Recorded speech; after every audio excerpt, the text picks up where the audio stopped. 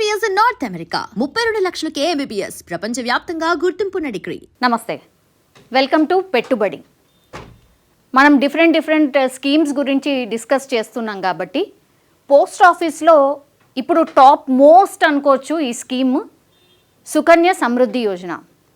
ఆ స్కీమ్ లైన్లోనే ఉంది కదా సెంటిమెంట్ అనేది. ఇది ఆడపిల్లల కోసం, ఆడపిల్లల ఫ్యూచర్ కోసం డిజైన్ చేసినటువంటి స్కీమ్ ఇది. కానీ చాలామందికి ఇంకా కూడా కన్ఫ్యూజన్ ఉంది, అసలు ఎవరు అందులో ఇన్వెస్ట్ చేయొచ్చు, ఆర్ ఈ స్కీమ్ ఎవరు తీసుకోవచ్చు, ఇట్లాంటి చాలా డౌట్స్ ఉన్నాయి. వాటన్నిటిని కూడా క్లారిఫై చేయడానికి మనతో పాటు ఉన్నారు మధు గారు, ఫైనాన్షియల్ ప్లానర్. నమస్తే సార్. నమస్తే మేడం. ఎస్, సుకన్య సమృద్ధి యోజన అది వినగానే నిజంగానే ఇది మా కోసం డిజైన్ చేసిన స్కీమే అనిపిస్తుంది సార్. ఇన్ డీటెయిల్ ఈ స్కీమ్ ఎవరు తీసుకోవచ్చు, ఎవరికి బాగుంటుంది అనేది ఒకసారి. ఇది గవర్నమెంట్ మనకు ఆఫర్ చేస్తున్న ప్రోడక్ట్ త్రూ మనకు సుకన్య సమృద్ధి అనేది పోస్ట్ ఆఫీస్ కానీ బ్యాంక్ నుంచి కానీ మనం తీసుకునే ఛాన్స్ అనేది ఉందండి. ఈ సుకన్య సమృద్ధి యొక్క మెయిన్ ఇంటెన్షన్ ఏంటి అసలు అంటే గవర్నమెంట్ మనకు దేనికోసం ఇది డిజైన్ చేసిందని మనం ఆలోచిస్తే ఎవరైతే ఆడపిల్లలు ఉంటారో వాళ్ళకి మ్యారేజ్ టైంకి లేదా ఎడ్యుకేషన్ టైంకి ఒక సపోర్ట్ అనేది ముఖ్యంగా మనకు government of India Beti Padhao Beti Bachao ఈ యొక్క కాన్సెప్ట్ ఎప్పుడైతే తీసుకొచ్చిందో అందులో ఇనిషియేటివ్ అనమాట ఇది. అందులో ఇనిషియేటివ్ ఆడపిల్లలకు ఆర్థిక స్వాతంత్రం ఉండాలి, ఆర్థికంగా వాళ్ళకు ఒక సపోర్ట్ అనేది ఉండాలనే ఉద్దేశంతో ఈ సుకన్య సమృద్ధి యోజన అనేది మనకు ప్రవేశపెట్టడం అనేది జరిగింది. సో అయితే ఇందులో ఉన్న కొన్ని ఇంపార్టెంట్ క్రిటికల్ పాయింట్స్ అనేది మనం అర్థం చేసుకున్న తర్వాత మన వాళ్ళు ఇన్వెస్ట్మెంట్ చేస్తే ఒక క్లారిటీతో ఇన్వెస్ట్మెంట్ చేసిన ఫీలింగ్ అనేది ఉంటుంది. లేదంటే మధ్యలో ఆపడము, ఇన్వెస్ట్మెంట్ చేసి అరే తక్కువ రిటర్న్ వచ్చిందని ఫీల్ అవ్వడము, ఇంకొంతమంది అసలు అది ఏంటో అని తెలియక దూరంగా ఉండడం, ఈ కన్ఫ్యూజన్స్ అన్నీ మీకు ఈరోజు క్లియర్ అయిపోతాయి. సో జనరల్గా ఈ పర్పస్ అనేది కూడా చూడండి, అంటే చిన్న వాళ్ళు చిన్న మామూలుగా స్మాల్ అండ్ ఏదైతే స్మాల్ ఇన్కమ్ గ్రూప్స్ ఉంటారో, మిడిల్ ఇన్కమ్ గ్రూప్స్ ఉంటారో వాళ్ళు కూడా ఇన్వెస్ట్మెంట్ చేసుకునే విధంగా చాలా తక్కువ అమౌంట్లో ఆడపిల్లల కోసం ఇన్వెస్ట్మెంట్ చేయడానికి ఈ ప్రోగ్రామ్, ఈ ప్లాన్ అనేది డిజైన్ చేశారు. సో ఇందులో పేరెంట్స్ లేదా legal guardians of girl child వాళ్ళు ఓపెన్ చేసుకోవచ్చు అకౌంట్ అనేది. ఓకే. అయితే ఎవరైతే ఆడపిల్ల ఉన్నారో వాళ్ళకి 10 సంవత్సరాల కంటే తక్కువ ఏజ్ మాత్రం ఉండాలి.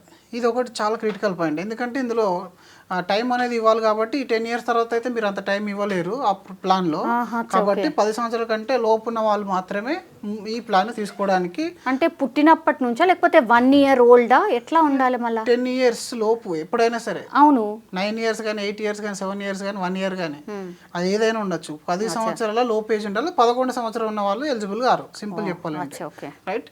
తర్వాత 1 account పర్ గర్ల్ చైల్డ్, అంటే ఒక అమ్మాయికి ఒక అకౌంట్ అనేది ఓపెన్ చేస్తారు. మ్యాక్సిమం 2 గర్ల్ చిల్డ్రన్స్ అనేది ఇక్కడ ఆప్షన్ అనేది ఉంది. ఒకవేళ ట్విన్స్ అయితే మాత్రం ఈ ఎగ్జామ్షన్ అనేది ఉంటుంది. ట్విన్స్ పుట్టినప్పుడు మాత్రం సెకండ్ మళ్ళీ పుట్టినా కూడా అమ్మాయికి ఓపెన్ చేసుకునే ఛాన్స్ అనేది ఉంటుంది. సో మ్యాక్సిమం 2 గర్ల్స్ తర్వాత మళ్ళీ ఇంకో అమ్మాయి ముడితే మాత్రం ఈ అకౌంట్ ఓపెన్ చేయడానికి ఉండదు. తర్వాత ఇది ఓపెన్ చేయడం ఎక్కడ, where to open, post office authorized bank across India. ఏ బ్యాంక్లోకైనా వెళ్ళొచ్చు, మీరు ఏ పోస్ట్ ఆఫీస్లోకైనా వెళ్ళొచ్చు ఈ అకౌంట్ ఓపెన్ చేయడానికి. జనరల్లీ పోస్ట్ ఆఫీస్ కాకుండా ఆథరైజ్డ్ బ్యాంక్స్ అంటే ఏం బ్యాంక్స్ సార్? ఆథరైజ్డ్ బ్యాంక్ అంటే గవర్నమెంట్ రిజిస్టర్డ్ ఉన్న ప్రైవేట్ కానీ పబ్లిక్ కానీ ఎక్కడికైనా మీరు వెళ్ళి చేసుకోవచ్చు అండి. లేదా మీకు అక్కడ రాసి పెడతారు ప్రతి బ్యాంకులో ఏదైతే ఈ స్కీమ్స్ వాళ్ళు అవైలబుల్ ఉంటుందో ప్రతి బ్యాంకులో అవైలబుల్ ఉంది. మీరు బ్యాంకులో అడగండి ఫస్ట్.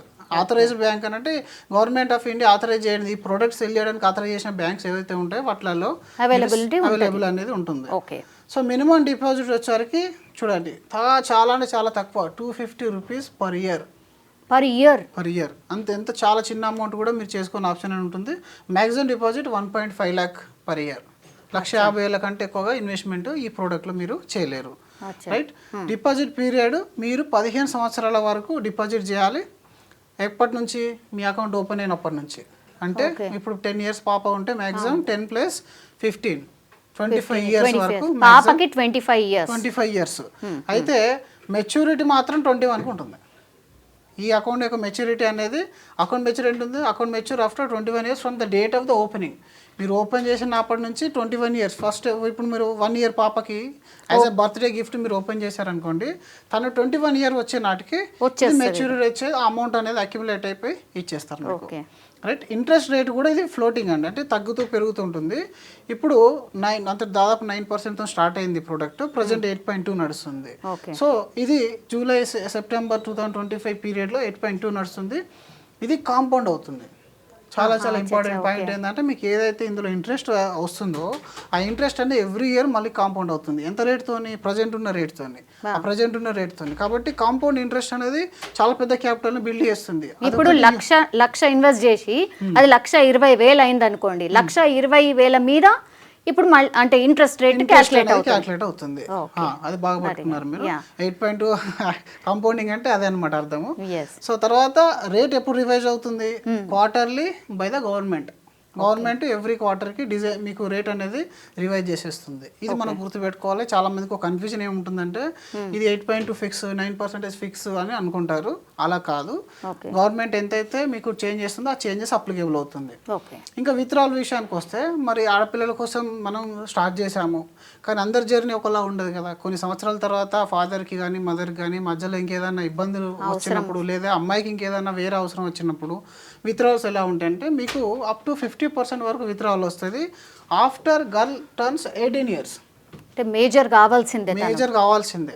18 సంవత్సరాల తర్వాత మాత్రమే మీ దగ్గర ఉన్న క్యాపిటల్లో 50% విత్డ్రావల్ అనేది వస్తుంది. ఈ 50% దేనికోసం? హయ్యర్ ఎడ్యుకేషన్ కానీ మ్యారేజ్ కోసం కానీ. అంటే చూపించాలా సార్? అంటే మాకు చూపించాల్సింది. డెఫినెట్గా మీ ప్రూఫ్ సబ్మిట్ చేయాల్సి వస్తుంది, లేదంటే విత్డ్రావల్ కాదు. ఎనీ టైం విత్డ్రావల్ ఆప్షన్ లేదు. అంటే జనరల్గా మీరు అర్థం చేసుకోవాల్సింది ఏంటంటే మీకు ఏ కష్టం వచ్చినా దీన్ని టచ్ చేయొద్దు అనేది ఈ ప్రోడక్ట్ యొక్క మెయిన్ ఉద్దేశం అనమాట. సో ఇలాంటి 2 సందర్భాలు, ఎందుకంటే higher education very important and మధ్యలో మ్యారేజ్ అనేది కూడా ఇంపార్టెంట్. అవి రెండే చాలా క్రిటికల్ పాయింట్స్. కాబట్టి జనరల్గా ఆడపిల్లల్ని చదివించకపోవడానికి మెయిన్ రీజన్ ఏంటంటే చదువుకు ఖర్చు అవుతుంది కాబట్టి. అండ్ మంచి పెళ్లి చేయకపోవడానికి కారణం ఏంటంటే డబ్బులు ఖర్చు అవుతుంది కాబట్టి. ఆ డబ్బులు వీళ్ళు సంపాదిస్తారు కానీ వీళ్ళ లైఫ్ జర్నీలో అది ఎక్కడో ఒక దగ్గర ఖర్చు అయిపోతుంది. దాన్ని ప్రొటెక్ట్ చేయడానికి, మన బిహేవియర్ని కంట్రోల్ చేయడానికి ఇట్లాంటి ప్రొడక్ట్స్ తీసుకొని వస్తుంది గవర్నమెంట్. సో ఈ 2 సిచ్యువేషన్స్లో వాళ్ళకి ఆ రోజు నాటు మీ లైఫ్లో ఎలాంటి చేంజెస్ అన్నా రాని ఆ నాటికి మాత్రం మీకు కొంత అమౌంట్ అనేది ఉంటుందండి. ఎందుకంటే అందరూ డిసిప్లిన్ ఉండరు కదా. చాలా మంది ఫాదర్స్ ఏం చేస్తారు, ఓ 5 years 10 years మంచిగా పిల్లల కోసం ఏదంటే చేస్తారు, ఒక్కసారి ఆర్థికంగా కొంచెం ఇబ్బంది పడ్డారంటే అన్ని వదిలేస్తారు. ఇలాంటప్పుడు ఇవి కూడా విత్డ్రా చేసేసి రెగ్యులర్ ఖర్చు చేసే ఛాన్స్ మనం చాలా మంది చూస్తున్నాం కదా బయట కూడా. అలాంటి ఇన్సిడెంట్స్ నుంచి అమ్మాయిలను ఈ ప్రోడక్ట్ కాపాడుతుందండి. అంటే మామూలుగా ఆర్థికంగా వాళ్ళకు ఒక బలాన్ని ఇస్తుంది ఇది.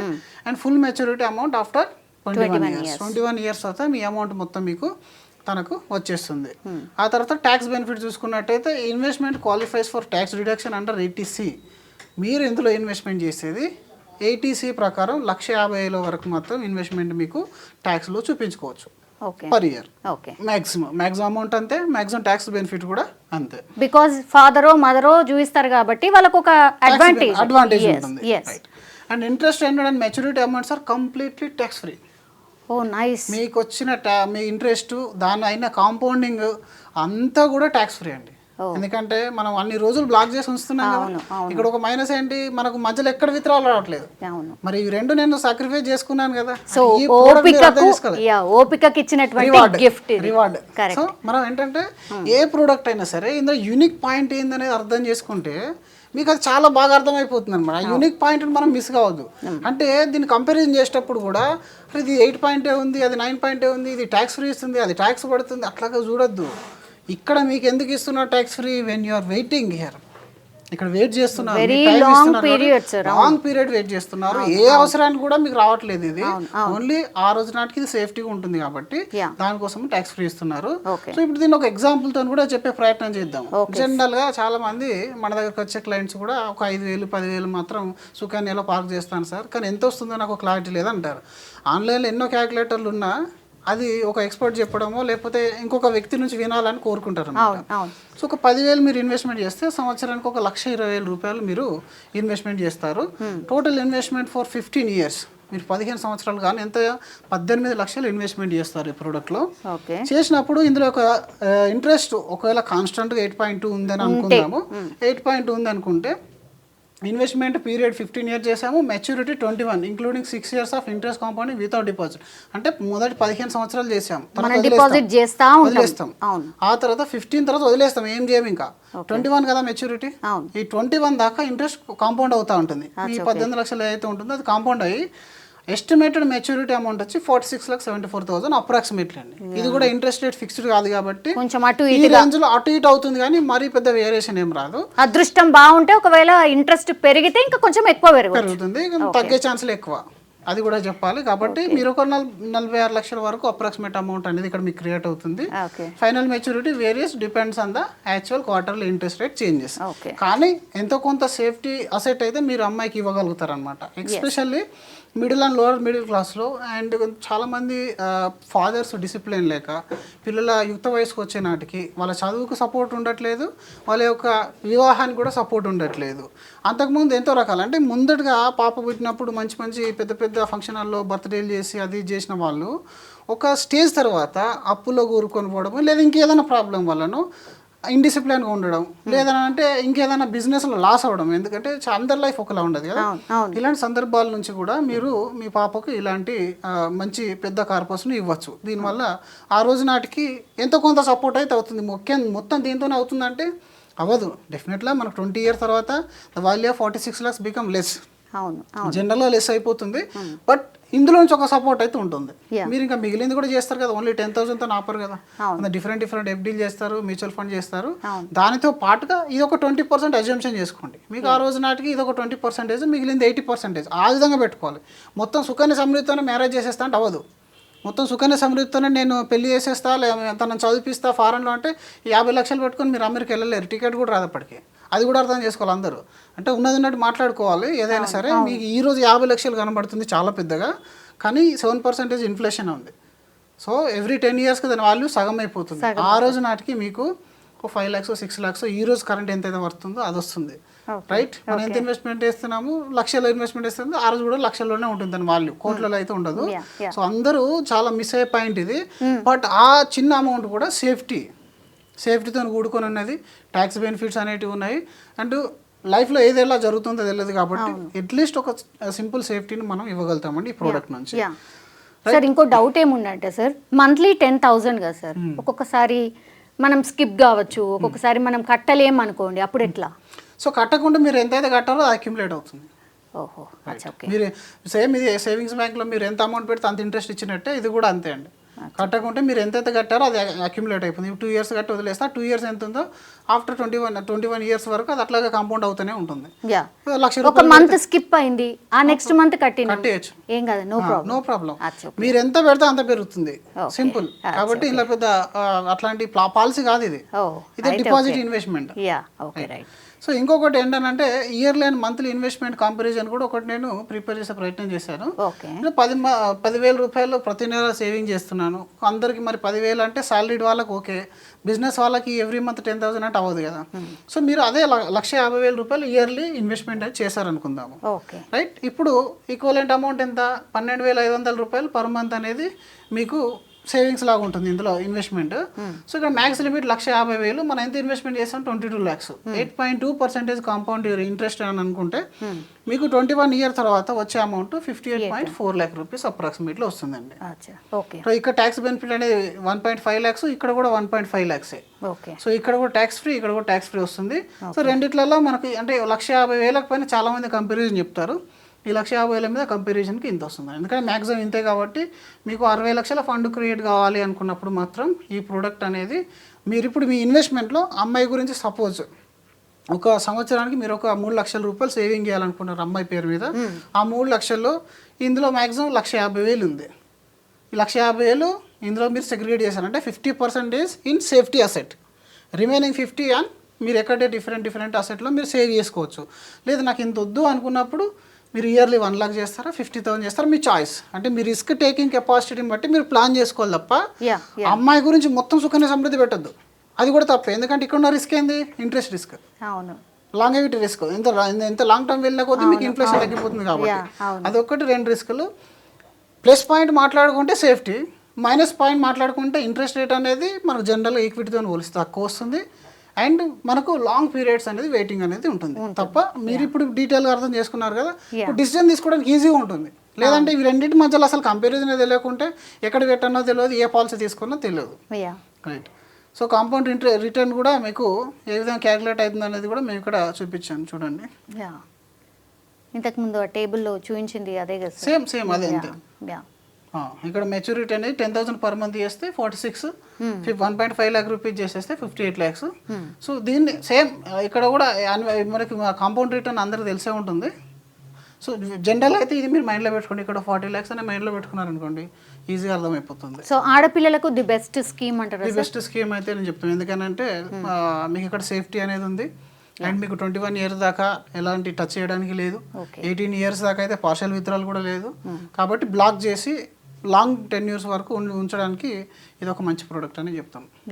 సార్ ఇంతకుముందు మనము ఈ పోస్ట్ ఆఫీస్కి సంబంధించిన ఫామ్ ఏదైతే చూపెట్టినామో అకౌంట్ ఓపెనింగ్, అందులోనే మనం చూస్ చేసుకోవాలి వాట్ ఈస్ ద ప్లాన్ అనేది.